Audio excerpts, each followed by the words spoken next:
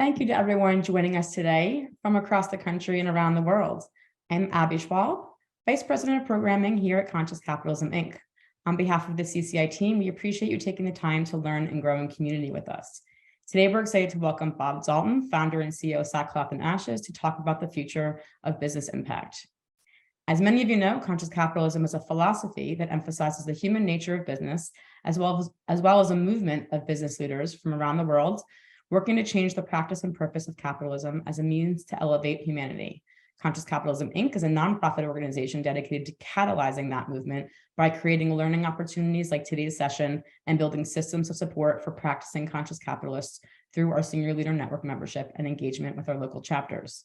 Several times a month, CCI offers virtual gatherings like this one for a way for the community to see how this philosophy takes shape in the leadership journeys and the business practices of those in our network. Today's gathering will run for about 45 minutes. Bob and I will be in conversation for about 25 or 30 minutes, and then we'll transition to audience questions during the last 10 or 15 minutes of the session. Please feel free to use the Q&A box at the bottom of your screen, and we'll try to get to as many of your questions as we can during our time together. If you have any technical questions or issues, please email us at info@consciouscapitalism.org. Now, I'm honored to introduce Bob Dalton, the founder and CEO of Sackcloth and Ashes, a mission-driven company that started with deep intention to support a cause near to Bob's heart, as he was inspired when his hardworking mother was experiencing homelessness, a situation that would forever change his perception of people living on the streets. Bob launched Sackcloth and Ashes in June 2014, building a strong social media presence and following for the next 4 years, ensuring that consumers were tuned in and ready to listen to the bigger message to come. In 2018, Bob and Sackcloth and Ashes launched Blanket the United States, a campaign with the goal of donating 1 million blankets to homeless shelters by 2024.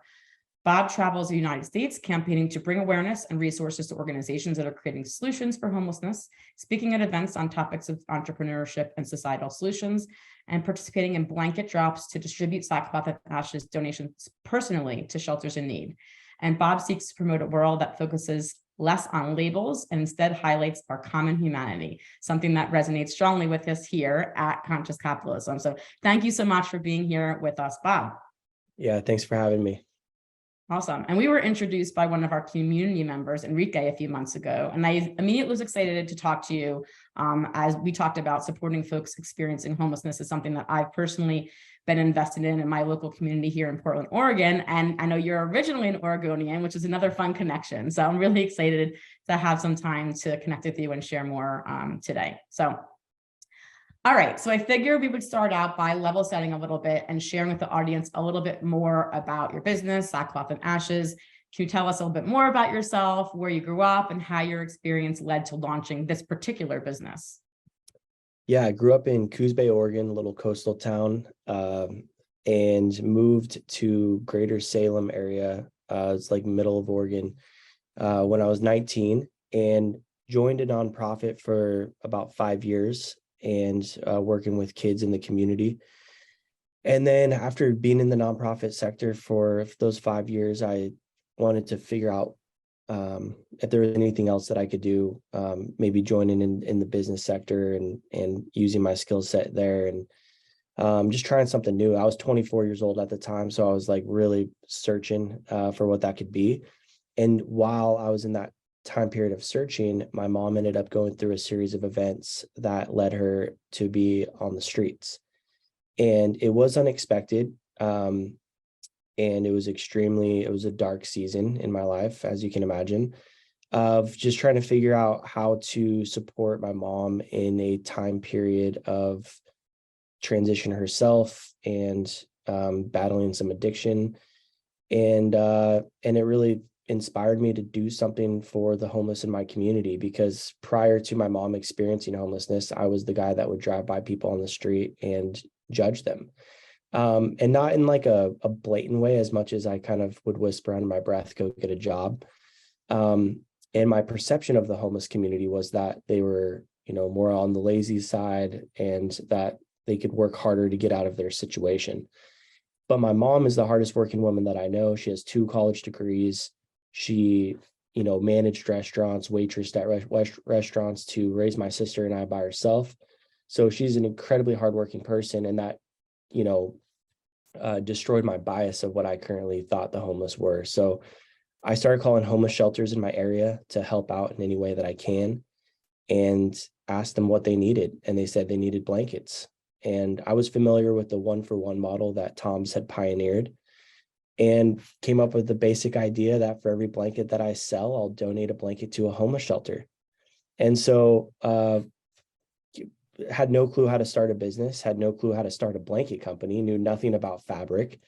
All I knew was if I'm going to start a blanket company, I need to buy a sewing machine. And so I drove down to Joann's Fabrics and bought a sewing machine and a roll of fabric and tried to learn how to sew, and realized that I'm horrible at sewing. So I hired a lady in my community named Tammy, who started making blankets for me, started selling them out of my trunk to different small shops up and down the Oregon coast, got into 10 to 20 shops, and launched a website. And from there, started an Instagram account. And from that point on, after posting consistently on Instagram, our big break was when Instagram emailed me and said, "Hey, we love your story. We love what you're doing. We want to feature you on Instagram's Instagram account." So here I am selling blankets out of my trunk, working with a local seamstress, and Instagram's like, "We want to post about you to 42 million people." So I emailed them back and I said, "How long do I have to prepare for this?" And they said, "We're posting about you tomorrow." And it was the day before Black Friday. So I called Tammy, my local seamstress, and I'm like, "Tammy, how many blankets do we have?" She's like, "We have 80. And so that was the beginning, kind of the birth of Sackcloth and Ashes. And we really bootstrapped it and hired my best friend who helped me with the blankets. And it was just a crazy, wild start that took off way quicker than I could have ever imagined, and it worked out. And so, fast forward now, we're making about 15,000 blankets a month over this last year. We're partnered with REI as a main distributor for us. We have great licensing partnerships with Disney, National Geographic, and Star Wars. And great corporate partners that are giving blankets as gifts to their customers and clients. KB Home, Churchill Mortgage, every time they sell a home or do a mortgage or whatever it might be, they give a blanket as a gift. So we have a great presence in the B2B market. Incredibly grateful to be a part of this journey. Now I'm in it 8 years in. I've go through challenging times, obviously, as an entrepreneur, but extremely blessed to have an opportunity to even have a business and to be doing the work that I'm doing. It's a dream. Amazing. I mean, wildly entrepreneurial start, right? Doesn't get much more entrepreneurial than learning to sew yourself and then selling out of the back of a vehicle. So trying to learn how to sew. I appreciate that. Instagram calls. And I think when we talked about it, I said, "Were you ready for that?" And you're like, "No." I can't even imagine what the influence was. I back then and even now, I don't even, there's no money you can pay for that type of an advertisement, and so it was really interesting, just the whole journey of that, and just to feel, I don't know, there was just a support right out the gate that was like, when you start something and you are really pursuing something that you feel like is the right thing to do, and trying to do good in the world, something happens usually that comes up that helps you get to the next phase. And that's always how it happens. As many things that felt like weren't working out in that early stage, like I kept getting denied by shops. I didn't know how to build a website, all the things that you feel like aren't working out the way that you hope. There's always one thing that ends up working out that gets you to the next level and the next phase. And that's all you need. 9 out of 10 things don't work out the way you hope. And you got to just keep moving forward. Stick with it. I love it. Well, at Conscious Capitalism, we speak about stakeholder orientation, right? Or ensuring you're taking care of all your stakeholders. And I feel like there's 3 stakeholders of yours that I think that we can maybe explore during this conversation, which are your supplier, the communities you're serving, and then your employees. So if that sounds good to start, I'd love to hear a little bit about your supplier partnership. I know that I think you've moved on from Tammy, right? We've given Tammy a rest. Hopefully Yeah, she's, no, Tammy quit on me. you're a little demanding for Tammy's, afternoon job. Yeah. So you have a new supplier. So I'd love to hear a little bit about how you found that supplier and why you ended up choosing them and what that relationship looks like. Yeah, it was an interesting journey. After we realized that this could work out, I flew down to Los Angeles to the fashion district, thinking that it was going to be some glamorous place, and it wasn't, to say the least. And my time in LA, I was at a friend's studio and saw some wool fabric in his studio, and I was like, "Hey, where'd you get this fabric?" I was very in tune with the fabrics and looking for. He goes, "Oh, I found this fabric in I have a broker who brokers fabric for me in Italy." So I got connected into an amazing community in Italy. And at one point, this community made 80% of the fabric in the world. Their slogan was, "We put the shirt on your back," at one point. And a lot of production started getting taken from Italy moving over to China. And so in Italy, you have all these, amazing mills and Italians that are, generationally trained to run jacquard looms and, manage these mills. And so this was an amazing opportunity for us to get connected with them. And we've grown extremely close with them over there. And all of our blankets are made from recycled materials. So they have about an 8-step process where the blankets start as t-shirts and sweatshirts, and they get put into a grinder, and that process is called carding, and it grinds up the fabric and it turns it into material to make yarn, and then it gets made into yarn and then put into the jacquard loom, and then so on and so forth. And so the blankets start as recycled materials, and that's something that we really pride ourselves in now, is really looking at every aspect of the business and saying, what can we do to make an impact? And the product itself, it's very loved by a lot of people, and it always gets complimented about how soft it is and everything. But to know the backstory and the amount of work that goes into making one blanket is extraordinary. And so it's been an amazing journey to go down and learn how to make sustainable product, and then, have it be good enough for a company like National Geographic to partner with us to say, like, this is sustainable enough to be able to put our logo on it. Was an honor. So we're really excited about that process. From a community standpoint, the more that you get to know me, the more that I'm about one message, and that is the local philosophy. I believe that if we're going to make a difference in any sort of a legitimate, sustainable way, it has to start on a local level. And when we're dealing with problems like homelessness or food insecurity or whatever it might be, our best way forward is going to be mobilizing and supporting local solutions. And so everything that I can do with my personal platform, with my company, to elevate solutions on a local level and help empower people and companies to make a difference on a local level, that is the only thing that I'm about. And right now, I'm doing that through the vehicle of Sackcloth and Ashes in any way that I can.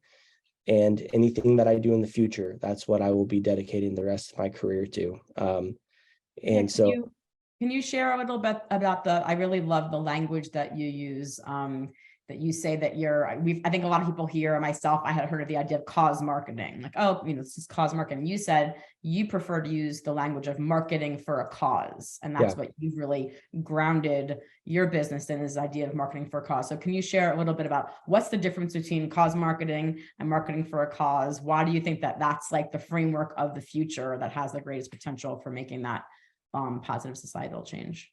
Yeah, we made a really good stride from just being only success driven in regards to our companies to moving to cause marketing, which is, look at all the amazing work that we're doing as a company. And, that's what you typically see with the Super Bowl ads. And, I won't mention any names, but a car company of whatever sorts is, all the car companies are like, look at all the amazing work that we're doing as a company. And cause marketing was a good evolution to, what was previously, which was only being success driven and only focused on generating revenue. And it's more culturally in line now of like, if you're not making an impact as a company in any way, you're probably not going to have great customers. So that was a good evolution. But the evolution from that is moving from cause marketing, which is look at all the amazing work that we're doing, to marketing a cause, which is look at all of the amazing work that they're doing, and finding a particular organization or cause to rally around as a company. Use your platform to elevate the work that they're doing and support the work they're doing, even if it might not tie back to your product and your service. And I always say, if you want to be liked as a company, do cause marketing. If you want to be respected as a company, market a cause. Market something bigger than your own story. Nobody likes being around the person that's only talking about how cool they are.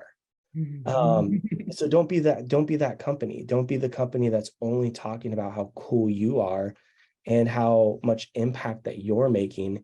And let's not flatter ourselves. Let's talk about the real heroes of our communities, the people that are showing up every single day and dedicating their life, boots on the ground, to helping people in our communities.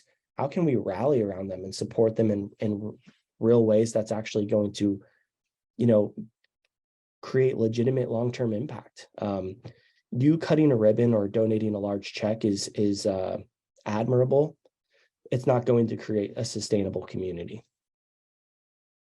Can you tell me a little bit more about what you're doing out in the community, right? And I think that one thing that's interesting to think about is, you're CEO, you're running the company and the operations of the company, and you're out talking to communities, making these relationships with other businesses, sharing about using the business as a platform. What does that look like in terms of your time, how you're spending your time, and what are you actually out there doing to elevate this cause?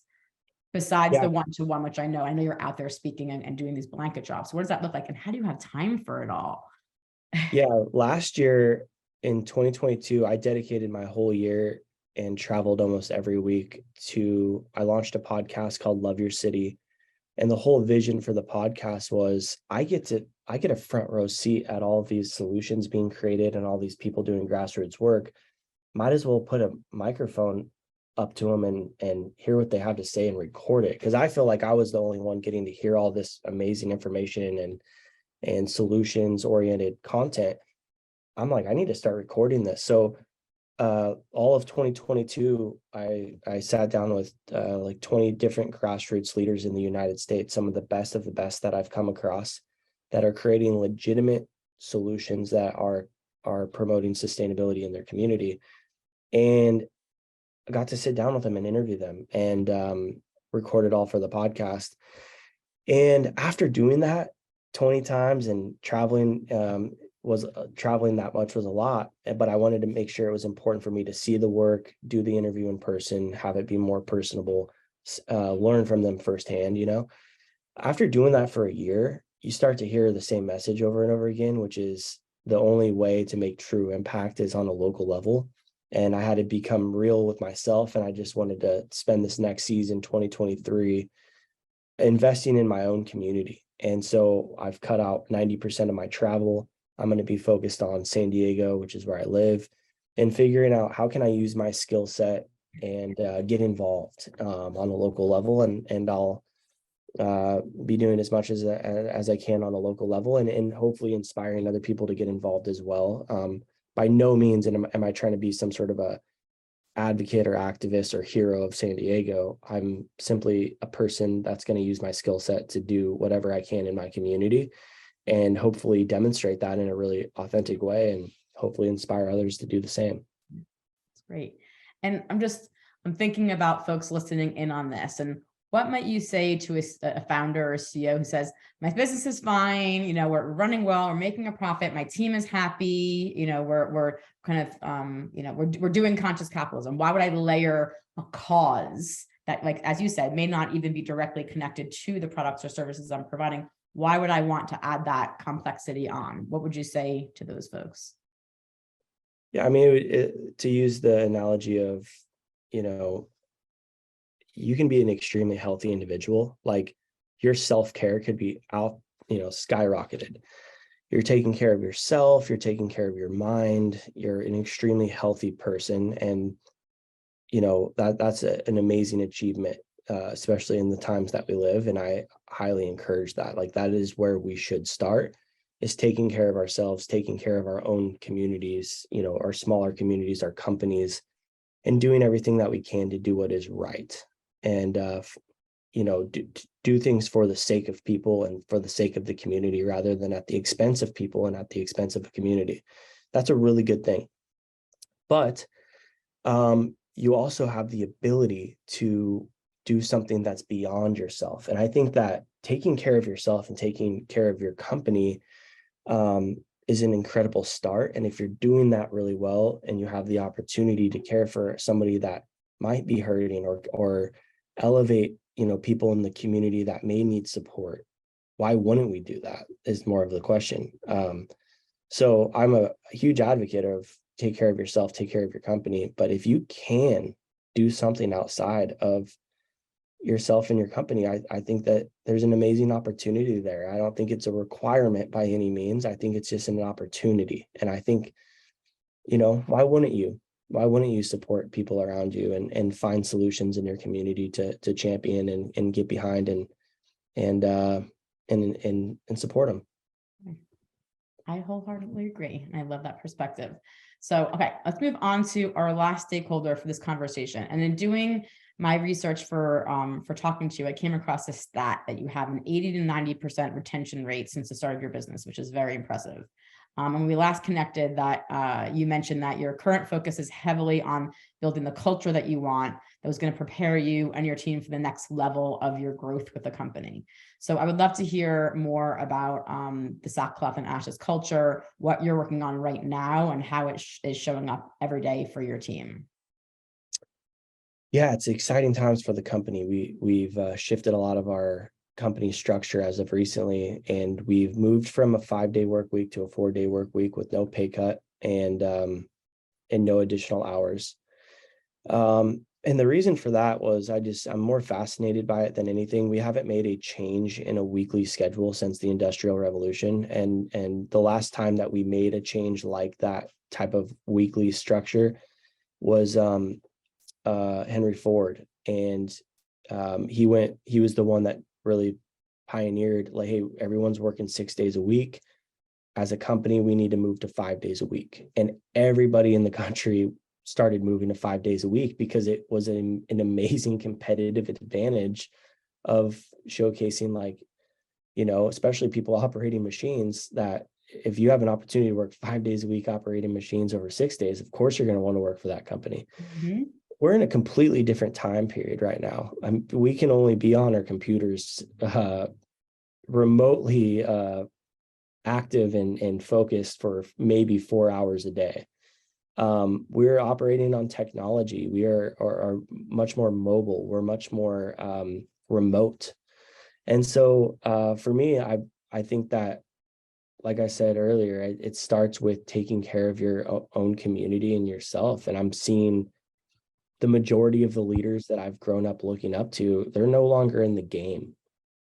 And it's extremely sad to me. And I want to be in it for the long run. I want my company to be in it for the long run. And so creating a balance and saying, like, hey, Fridays are kind of a wash anyway. A lot of people don't get back to us on Fridays. Let's call it what it is. Give the people what they want, give them Fridays off, and be much more intentional Monday through Thursday. So it's been an incredible exercise to bring more structure. Now, with that said, it's definitely immediately made us say, okay, with this amount of freedom, we need really strong structure and accountability. So what we've done internally is we've created all of the lanes or roles that people are in and responsible for. We made sure that every single person is understanding exactly, this is my lane and this is what I'm responsible for. We give everyone autonomy in their lane, which I think is extremely important. The decisions are not necessarily coming from me, it's coming from the people, and we're training them to make good decisions and have autonomy. And then they have to take responsibility for something working out or something not working out. The only time that I'll step in and call a different shot is if I have some sort of an insight or something that I see coming down the road that could be detrimental to the community and the brand. And so we're promoting autonomy. We're making sure everyone knows exactly what their roles are. And if you do that well, you create a culture of trust. Everyone is reliant on each other to do good at their job. And so that's what we're working on right now. We're creating a culture of trust. We're creating a culture of balance. We're creating a culture of autonomy, and we're creating a culture of freedom and with structure around it. And I just heard a quote recently by Shia LaBeouf. He said, "Freedom without any sort of limitations or boundaries or structure is effing madness." And so the goal isn't just to have a bunch of freedom. The goal is to have freedom with some structure so that you can be extremely successful with the time that you are working together. And I think that, and this is a proven case study, we're not in no way pioneering a 4-day work week. It's proven if you're more intentional and more focused in a short amount of time, you will be more successful than trying to do a lot in a longer period of time. So let's just be more intentional. Let's focus on less, and let's do a really, really good job. And ironically, I think we're going to end up doing more. So it's going to be a fun case study for us. And I'm not an expert by any means of building a team on a 4-day work week, but so far so good. And it's definitely created a tighter weave of communication. And that's the other thing too. We've eliminated phone calls and text messages throughout the company. We don't have time for them anymore. We got 4 days to get stuff done. So everyone's communicating via Slack, Gmail for external communication. And then if you need to schedule a call, schedule a Google Meet. And if you call somebody, it better be an emergency. And that's where I'm sticking really, really firm on that, and reminding my team members many times as they text message me, this needs to go to Slack. I love it. I'm curious, is there anyone that any company or any model or framework that you're building this off of? Are you just doing this on the fly based on what you believe to be the best way of doing it? Yeah, no, we're doing it on the fly, and I'm mainly just trying to tailor it to what fits our brand right now. We're a little over 30 employees, so it's not like I'm running a massive operation. And this is what's working for this season. And every season changes, like this structure, I feel like I'm really dialed in on what's perfect for the size team that we're at, and probably from 30 to 50 employees. At 50 employees, we'll reassess, and we'll probably, shift some things around, but the culture won't change in regards to everyone needs to know what their role is. Everyone needs to have some aspect of autonomy, and there needs to be high level accountability. And people taking responsibility for their role. But that's how you create a culture of trust. And what's really interesting is I'm kind of learning this simultaneously by studying society as well. So like I spend all my free time studying, societal structures and systems and the way that society operates. So I'm actually taking a lot of what I'm learning on how a society should operate to create like sustainable communities. And I'm actually bringing it into more of a micro version into my team. And I'm kind of like they're kind of bouncing off of each other. So it's been a pretty interesting aspect in learning from that as well. I love it. We'll have to have you back in about a year. You can give us an update on how things are going. You might have some additional learnings. You guys can learn from all my mistakes. Yeah, that's what we do here, right? Why should others make mistakes if you're going to make them for us, and we can learn from you? Before we get to audience questions, and I'll say, if anyone does have any questions for Bob, feel free to drop them into the Q&A box there on the bottom of your Zoom screen. You'll see Q&A, just hit that and you can submit your questions. We'll get to a few of those here in a minute. Before we get to that, when we were talking last, I was really excited by your interpretation of conscious capitalism that you offered. And it's clear, as you mentioned about, you're studying societies, you've been thinking about this a lot over the past few years. You mentioned you're having a lot of conversations with your peers, many of whom are millennials, and it's circling around what is conscious or consciousness and what is capitalism. And thus for us, what is conscious capitalism? So I would love you to share some of what you shared with me for this audience. I just think it was really powerful. Yeah, taking it to like a really basic elementary level. probably 6 months ago, I couldn't have told you what conscious capitalism was. These are what feels like, historic words, or words that I've just never really looked into. I'm a startup entrepreneur, bootstrap this thing. So the last thing I'm really doing is like studying capitalism. But I find myself doing that much more lately. And it's been really fascinating. But yeah, if you look at it in like the most kind of like the least common denominator, you look at conscious, which is just simply being aware. You become aware and understanding more of what's going on. And capitalism, historically, free market capitalism, is basically the ability to sell product. That's not necessarily, you're not setting your prices based on what the government is making you set your prices to. So it's free market capitalism. You can sell product at whatever price you want, however much you want, and grow as big as you want. And so conscious capitalism for me was really just looking at it like, how am I becoming more aware of the ways that the growth of my company is affecting people for good and for bad?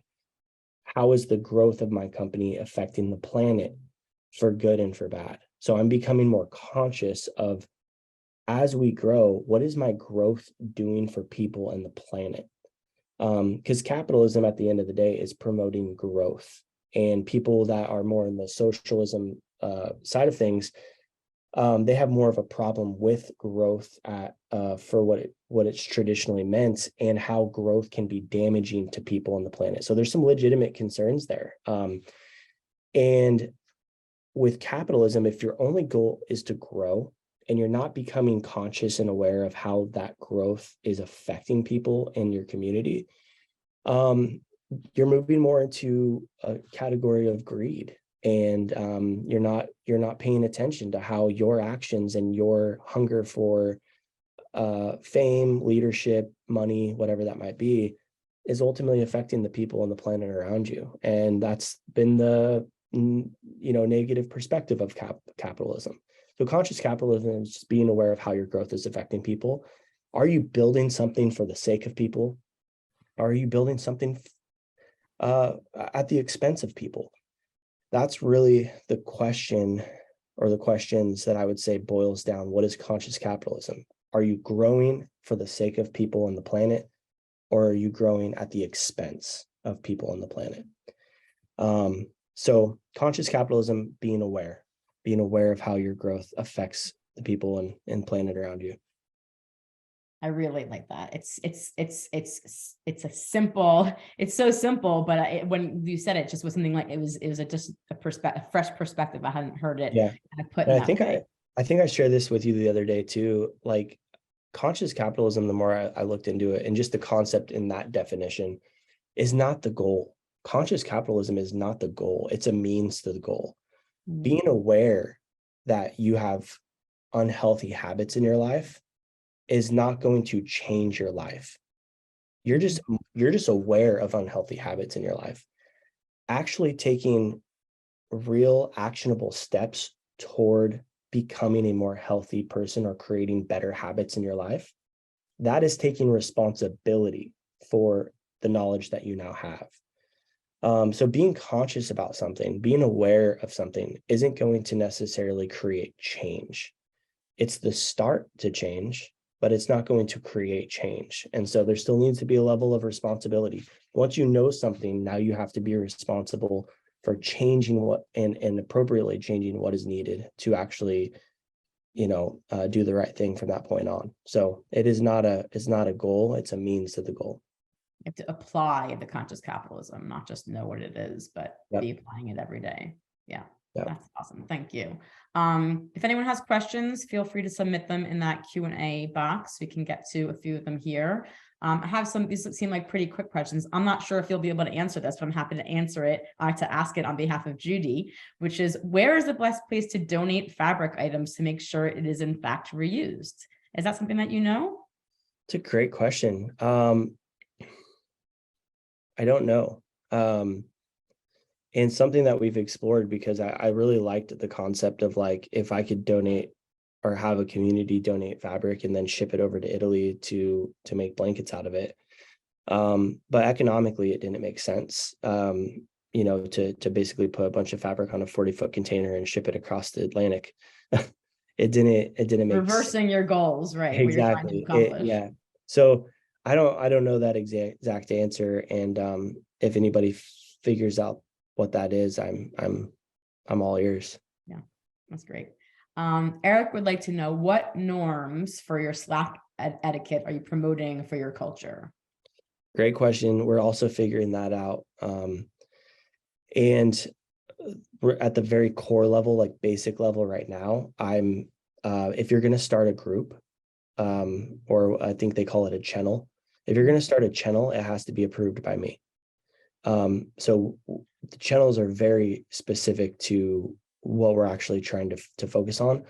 I don't want any employees in my company to be stuck in a channel that's not related to them, that they're having to feel obligated to check every single time and get notified every single time for something that they don't even need to respond to or even know. So I'm very selective on what channels are we creating and who's in that channel.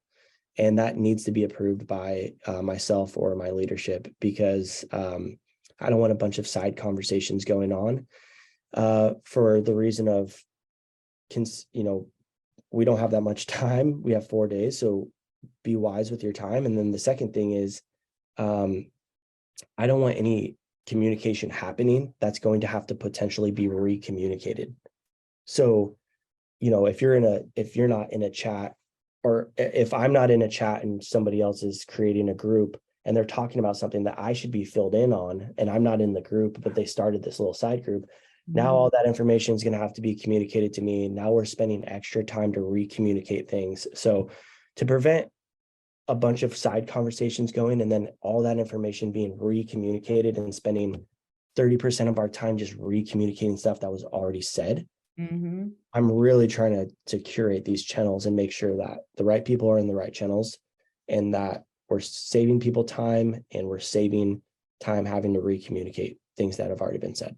Yeah. I mean, it's great to me that you're being so thoughtful about this as you're starting to implement this policy, that you're being thoughtful about that, because the 4-day work it week can get forced it. very wayward very quickly, and reversing out of that can be really challenging. So yeah, no, it's the 4-day work week forced it. I mean, we have to be intentional. Like things that would easily I'd be letting slide under the table and not even thinking about for a 5-day work week.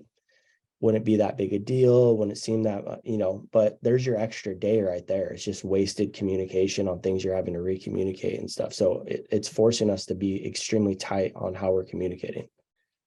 Great.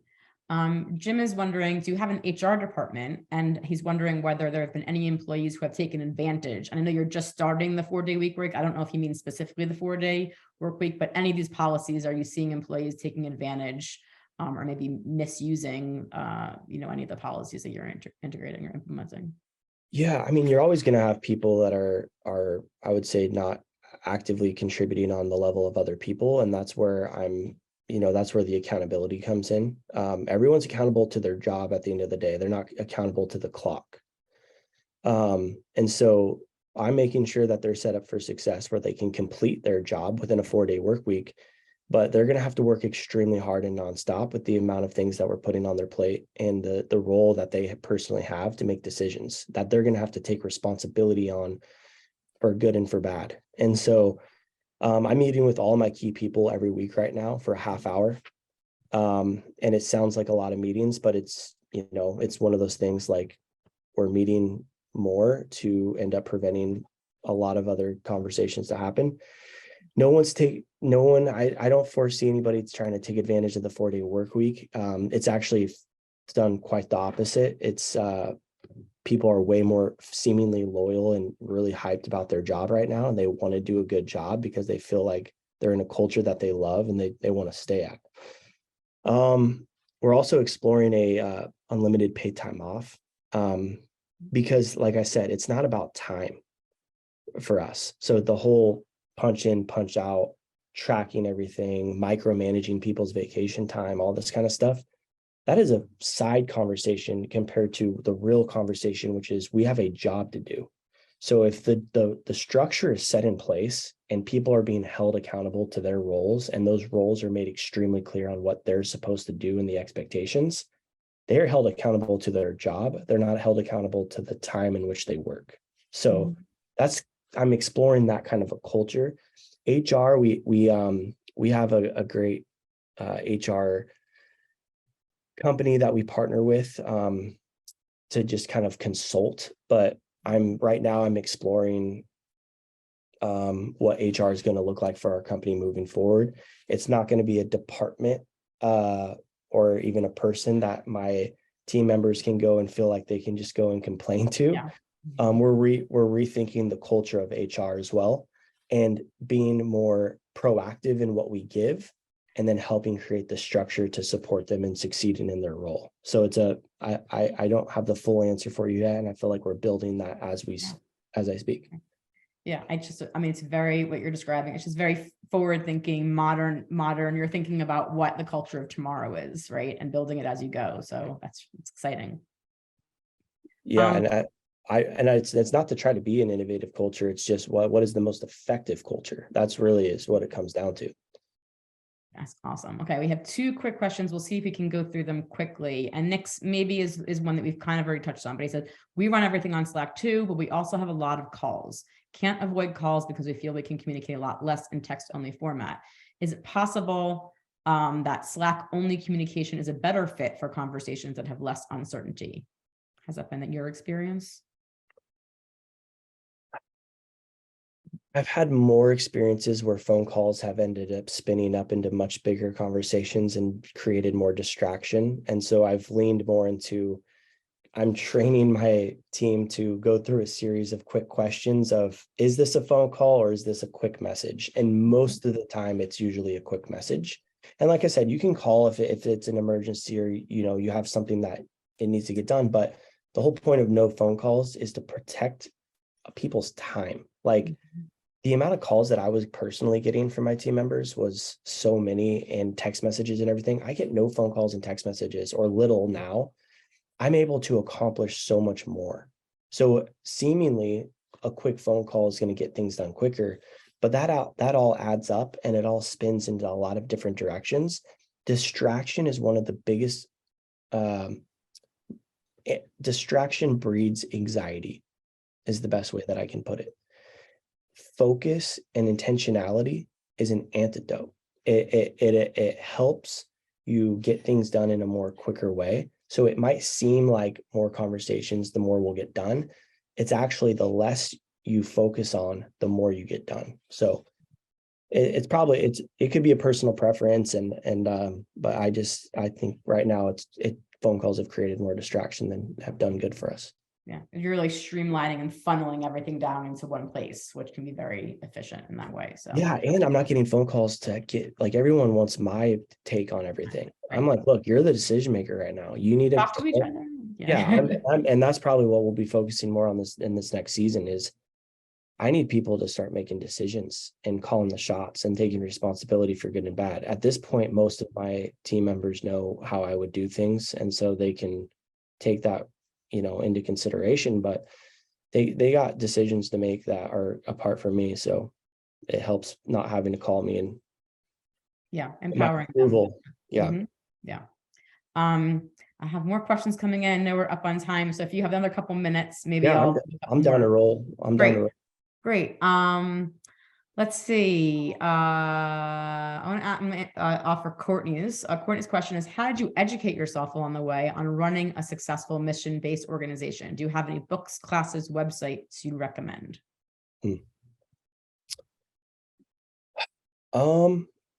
Most of it is trial and error, and observation. Like, I've spent more time probably in the field than I have in office.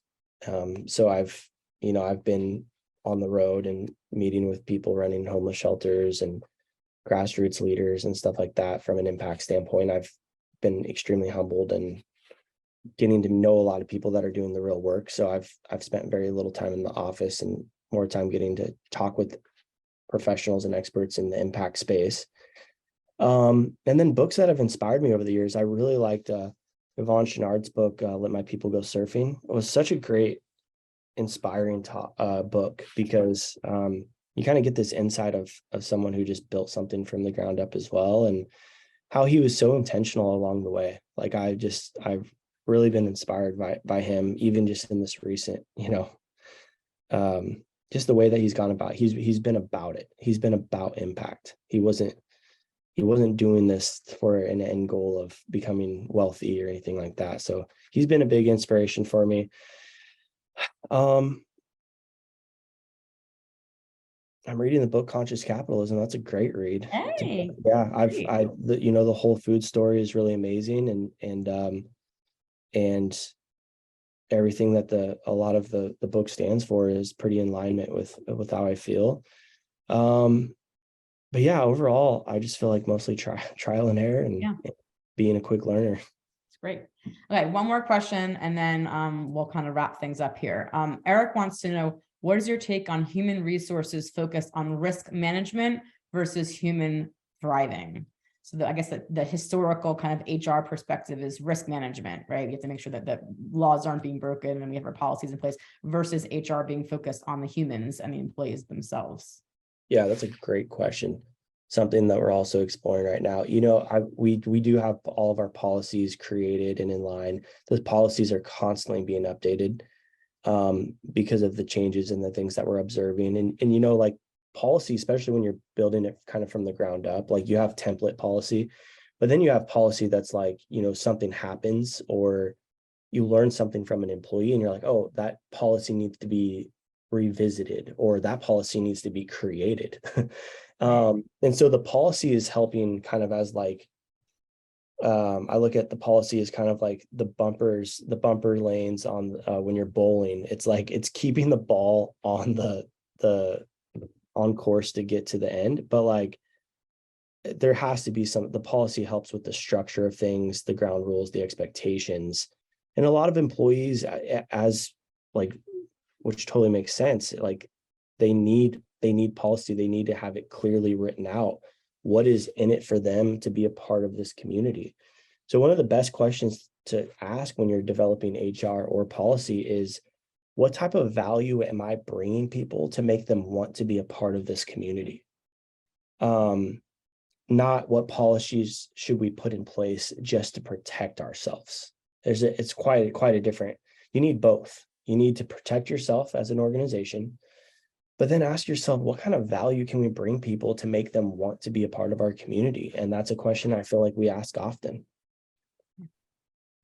Fantastic. Well, before we wrap up, we like to leave our audiences with a couple of tactical takeaways. So if you had, two things that you could just share that were tactical, think about this, consider this, tips, tricks, whatever it might be. What are those last two before we head out?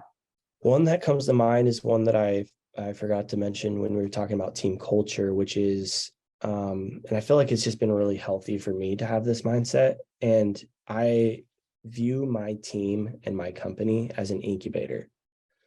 I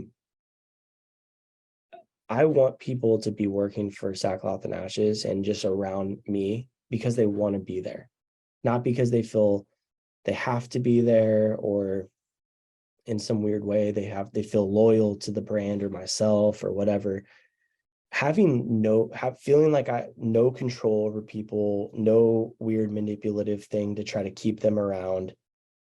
People, every single person on my team knows that they have my full support if they ever want to go move on and do something else.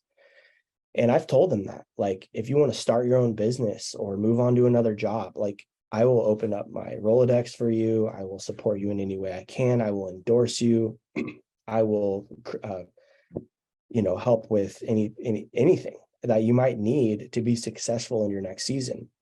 When you have that mindset as a leader, where your grip is loosened and you are empowering people to do great things in the world after your company, and viewing it as people are stepping into my team to help me with my vision, that is a gift. And so any way that I can help support them and their vision and what they're going to do next would be my honor.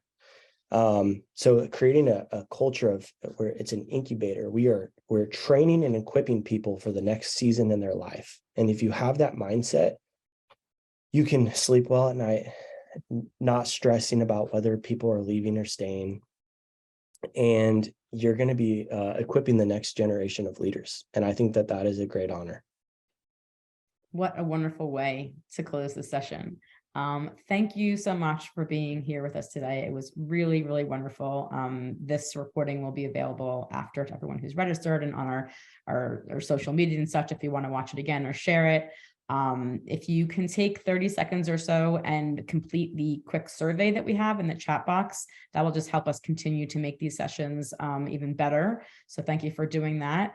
And it was great to see everyone. Bobby, thank you once again. And we look forward to seeing everyone again really soon. Sounds good. And if anyone needs to reach out to me, you can message me on LinkedIn. And would love to answer any more questions if any weren't answered, and love to support in any way that I can. Thank you. That's very generous of you. Wonderful. Thanks, everyone. Have a great afternoon.